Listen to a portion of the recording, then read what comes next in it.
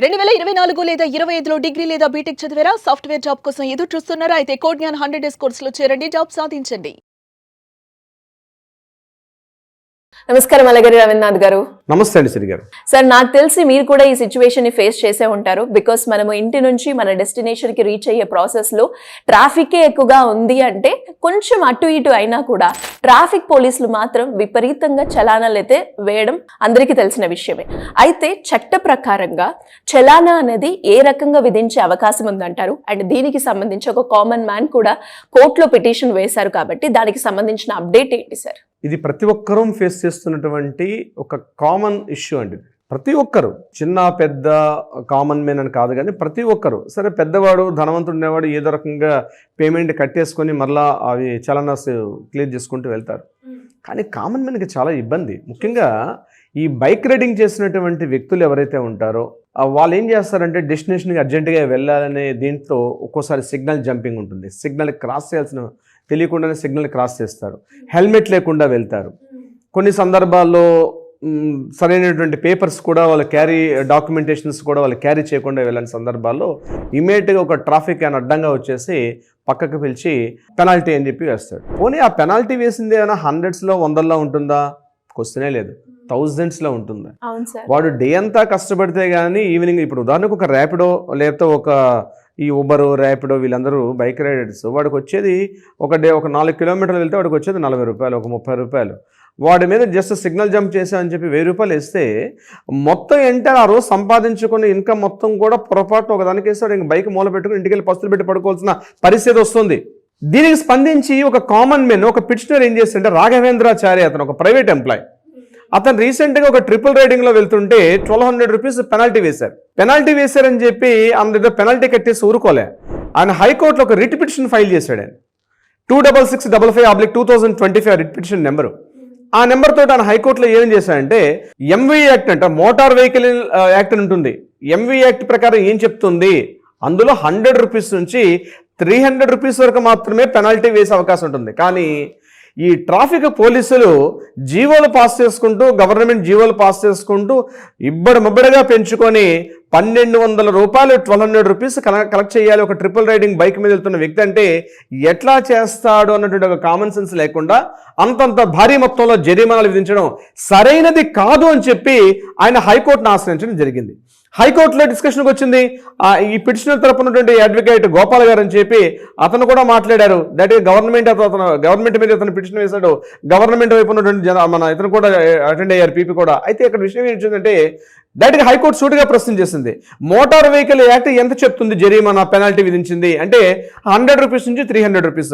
మరి 300 rupees up to maximum limit 300 rupees అన్నప్పుడు మీరు 1200 రూపాయలు ఎట్లా విధిస్తారు అని చెప్పి సూటిగా ప్రశ్నించింది ప్రభుత్వానికి హైకోర్టులో కూర్చుని జడ్జి గారు కూడా. ఏ విషయాన్ని విత్ ఇన్ తొందరలోనే, అంటే 1 వీక్ 10 డేస్లోనే దీని మీద క్లియర్ ఇన్ఫర్మేషన్, క్లియర్ వివరణ అనేది హైకోర్టుకి సబ్మిట్ చేయమని చెప్పి హైకోర్టు కూడా ప్రభుత్వానికి ఆదేశాలు జారీ చేయడం జరిగింది. ఒకవేళ మన అదృష్టం బాగుంది, మన అందరి యొక్క టైం బాగుంటే హైకోర్టు యొక్క ఆర్డర్స్ కానీ అంటే కొత్తగా మనం అడగట్లా, ఆయన అడిగింది ఏంది, మోటార్ వెహికల్స్ యాక్ట్ ఉంటుంది. యాజ్ పర్ ప్రతి ఒక్కరం కూడా మనం ఒక బైక్గా తీసుకున్నాం, లేదా ఒక కార్ తీసుకుని రోడ్డు ఎక్కాం, ఒక ట్రాన్స్పోర్ట్ వెహికలా, డొమెస్టిక్ వెహికలా, బైకా, లేకపోతే వ్యానా, ఆటోనా, ఎనీ వెహికల్ మనం ఒక్కసారి మనం పాయింట్ తీసుకుని రోడ్డు ఎక్కామంటే మనం ప్రొటెక్షన్లోకి వెళ్తాం. ఏది మోటార్ వెహికల్స్ యాక్ట్ అనేది మనం ఇంపోజ్ అవుతుంది. అంటే ఒకవేళ ట్రాఫిక్ వైలేషన్స్ మనం చేసాం, ట్రాఫిక్ వైలేషన్స్ ఏంటి, ట్రిపుల్ రైడింగ్ చేసాం, హెల్మెట్ లేకుండా వెళ్ళాం, ఇలాంటి అంటే మన జీబ్రా క్రాసింగ్ లైన్ జంప్ చేసాం, లేదా అక్కడ సిగ్నల్ పెడుతుంటే సిగ్నల్ జంప్ చేసి ముందుకు, ఇలాంటి పరిస్థితుల్లో ఏదైతే ఉంటుందో దాని ప్రకారంగా మోటార్ వెహికల్ యాక్ట్లో క్లియర్గా స్పష్టంగా పెనాల్టీ అంటే ఇవన్నీ కూడా సివిల్ వైలేషన్స్ అని వస్తాయి. అంటే కామన్గా ఉన్నటువంటి సివిల్ వైలేషన్స్ వల్ల ట్రాఫిక్ ఇబ్బందులు గురే అవకాశం ఉంటుంది. తద్వారా వేరే వాళ్ళకు కూడా, మనతో పాటు పక్కన ఉన్నటువంటి వాళ్ళకు కూడా ట్రాఫిక్ సివిక్ ఇబ్బంది కలుగుతుంది. కాబట్టి చిన్న స్మాల్ పెనాల్టీ అనేది వేస్తారు. ఇది స్మాల్ పెనాల్టీస్ లేవు కదా, ఇప్పుడు నేను చెప్పినట్టుగా 1000 దాటే ఉంటుంది. 1000 రూపీస్, 1500 రూపీస్, 1200 రూపీస్ ఇంత భారీ స్థాయిలో చలామణి విధిస్తే కామన్ మెన్, ఇప్పుడు కాలేజీ కుర్రాడు అంటే కాలేజీకి వెళ్తున్నాడు, బైక్ తీసుకుని బయలుదేరాడు, బైక్ తీసుకుని కాలేజీకి వెళ్తున్నాడు. ఆ కుర్రాడు వాళ్ళ పేరెంట్స్ ఇచ్చి ఒక 50 రూపీస్, 100 రూపీస్ పాకెట్ వేసుకున్నాడు. అది కాలేజ్ క్యాంటీన్లోకి వెళ్ళి లంచ్ బ్రేక్లో లంచ్ తినాలి. వాళ్ళ మమ్మీ పాప రోజు లంచ్ బాక్స్ కట్ల ఈ ట్రాఫిక్ ఇవ్వడం దారి దోపిడి దొంగల్లాగా ఇమీడియట్ గా సిగ్నల్ జంప్ చేసి పక్క పిలిచి ఆ కుర్రాడికి ఇంకా గట్టిగా చూస్తే 20-25 ఏళ్ళ వయసు ఉండదు.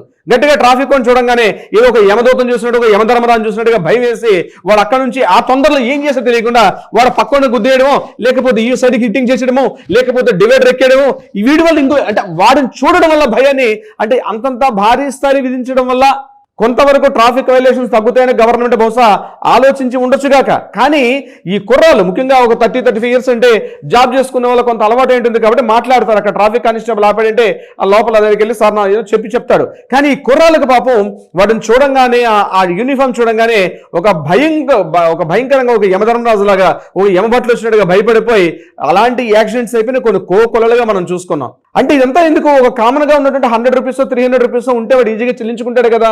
అలా కాకుండా ఇంత భారీ స్థాయి ఇప్పుడు ఇందాక నేను చెప్పినట్టుగా ఒక ర్యాపిడో కుర్రాడు చూస్తే రోజంతా కష్టపడితే సాయంత్రానికి 1500 రూపీస్ సంపాదించుకుంటాడు. అది కూడా ఒక 8 అవర్స్ 9 అవర్స్ కష్టపడితే వాడు రోజుకు వచ్చేది ఆ ర్యాపిడో వాడికి కావాల్సిన కమిషన్ పోతే వాడు పెట్రోల్ ఖర్చులు ర్యాపిడో కమిషన్ తీస్తే వాడి పాకెట్లో మిగిలిన మహా అయితే ఒక 800 రూపీస్ 1000 రూపీస్. అది కూడా ఒక 10 hours mid night morning hours ఎప్పుడు కొడితే నేను అప్పుడప్పుడు ర్యాపిడో డ్రైవర్స్ వీళ్ళందరూ ఆటో డ్రైవర్స్ చెప్తుంటారు వాళ్ళు ఇంత కష్టపడితే మాకు వచ్చే అమౌంట్ అంతే సార్, వాడు కమిషన్ తీసేసుకుపోతాడు, నేను వాడుతున్న పెట్రోల్ అంతా పోతే నాకు మిగిలే అమౌంట్ అంతే అంటాడు. ఆ మిగిలిన అమౌంట్ కూడా వీడు అక్కడ నువ్వు సిగ్నల్ జంప్ చేసావని చెప్పి లేకపోతే నువ్వు ట్రాఫిక్ వైలేషన్ చేసావని చెప్పి పక్క పిలిచి వాడు ఆ కీసుని తీసేసుకున్న అమౌంట్ తీసేసుకుంటే వాడు ఎట్లా బతకాలి? దీన్ని ఉద్దేశించే రాఘవేంద్రాచారి గారు అతను నిజంగా హెడ్స్ ఆఫ్ చెప్పాలి మిస్టర్ రాఘవేంద్రాచారి గారు మీరు. ఎందుకంటే ఒక ఇనిషియేటివ్గా మార్పు అనేది ఎక్కడో జరుగుతుంది. ఒక వ్యక్తి ముందుకెళ్తాడు, 100 మంది అతను ఫాలో అవుతారు. ఈరోజు అతను తీసుకున్న ఇనిషియేటివ్ స్టెప్ ఏదైతే ఉందో బహుశా ఆ తొందరలోనే హైకోర్టు దీని మీద ఒక మంచి తీర్పు ఇచ్చే అవకాశం కూడా ఉంటుంది. ప్రభుత్వానికి ఒక దిశానిర్దేశం చేసే అవకాశం కూడా ఉంటుంది. అంటే ఖచ్చితంగా మార్పులు రావాలి. జస్ట్ యాక్ట్ పక్కన పెట్టేసి చట్టాలు పక్కన పెట్టేసి గవర్నమెంట్ ఇచ్చిన జీవోల ద్వారా ట్రాఫిక్ పోలీసులు దాన్ని ఇంపోజ్ చేస్తారు. కమాన్ 1000 రూపాయలు కట్టు, పక్కకెళ్ళి ఒక స్వైపింగ్ మిషన్ పెట్టుకుని అమౌంట్ కట్టమంటాడు, లేకపోతే పక్కన మీ సేవకి వెళ్ళి కట్టమంటాడు. ఈ బండి ఇక్కడ పెట్టేసి అవతలకు వెళ్లాల్సిన పరిస్థితి అర్జెన్సీ పరిస్థితి. అన్ని సందర్భాల్లో కొన్ని ఉంటాయి, గుడ్ బ్యాడ్స్ రెండు ఉండొచ్చు, కానీ చాలా సందర్భాల్లో మంచి అనుకున్నది కూడా చెడే అవకాశం కూడా ఉంటుంది. ఇటువంటి సందర్భాల్లో ఏదైతే అతను తీసుకున్నటువంటి ఈ ఇనిషియేటివ్ స్టెప్ మాత్రం రియల్గా అప్రిషియేట్ చేయాలి. ఆ తొందరలో దీని మీద గవర్నమెంట్ ప్రాపర్ గైడ్లైన్స్ హైకోర్టు ఇస్తుందనే మనం ఆశిద్దాం. సిరి గారు ట్రూ సార్, మీరు అన్నట్టుగానే ఇది ఒక మంచి ఇనిషియేటివ్ అని చెప్పొచ్చు. దీనివల్ల అలాంటి కామన్ మ్యాన్ అందరికీ కూడా తొందరలోనే గుడ్ న్యూస్ వస్తుంది అని చెప్పొచ్చు. Anyways great information. Thank you so much. Thank you so much Siri garu. Suman టీవీలో మీ పర్సనల్ అండ్ బిజినెస్ ప్రమోషన్స్ కోసం కింది నెంబర్కి కాంటాక్ట్ చేయండి.